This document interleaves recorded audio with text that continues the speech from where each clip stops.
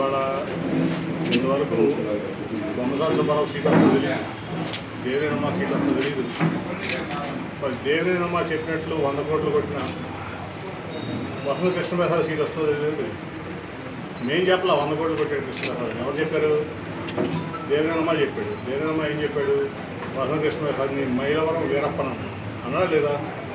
అట్లాగే మట్టి తవ్వుకుంటున్నాడు అన్నాడు, మూడికి తవ్వుకుంటున్నాడు అన్నాడు, ఇసుక తవ్వుకుంటున్నాడు అన్నాడు, వందలాది కోట్లు అవినీతి చేశాడు అన్నాడు. అట్లాగే 100 కోట్లు ఈ సంపాదించిన డబ్బుతో 100 కోట్లు తీసుకెళ్ళి చంద్రబాబు ఇచ్చి టికెట్ కొడుతున్నాడు. ఇవాళ అట్లాగే ఇప్పుడు నిజమైంది కదా, అంటే నిజంగా అవినీతి చేసి 100 కోట్లు పెట్టి టికెట్ కొనుక్కుని మళ్ళీ ఇక్కడికి వద్దామని వసంత కృష్ణ ప్రయత్నిస్తున్నాడు.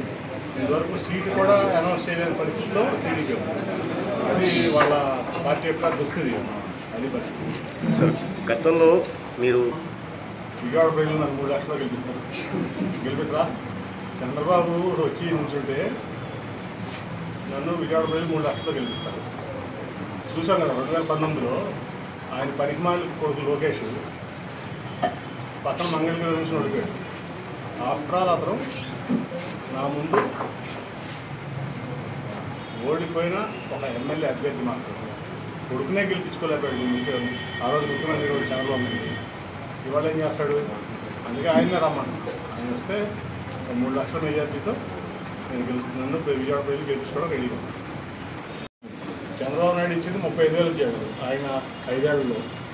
జగన్మోహన్ రెడ్డి గారు ఇచ్చింది దాదాపు 6 లక్షల ఉద్యోగాలు.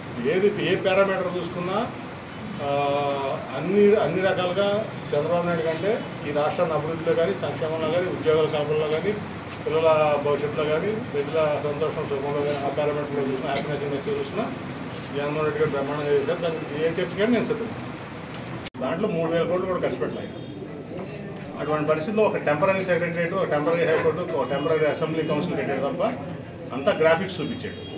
ఇవాళ దాదాపు ఏదైతే ఈ గ్రామాల్లోకి ప్రజల వద్ద పాలన తీసుకొచ్చాడో ముఖ్యమంత్రి జగన్మోహన్ రెడ్డి గారు, దాంట్లో మీరు చూస్తే ఈ సచివాలయ బిల్డింగ్లకు కానీ, ఆర్బీకే బిల్డింగ్కి కానీ, అలాగే మనం తీసుకుంటే ఇప్పుడు మన హెల్త్ క్లినిక్ కానీ 30,000 కోట్ల రూపాయలు క్యాపిటల్ ఎక్స్పెండిచర్ అయింది.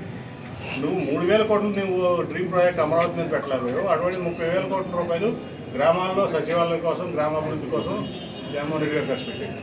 ఇవాళ దాదాపు 14,000 15,000 కోట్లు కరెక్ట్గా డేటా తీయాలి, కానీ దానికంటే ఎక్కువే స్కూల్స్ అప్గ్రేడేషన్ కోసం ఖర్చు పెట్టాడు. పేద పిల్లలు మంచిగా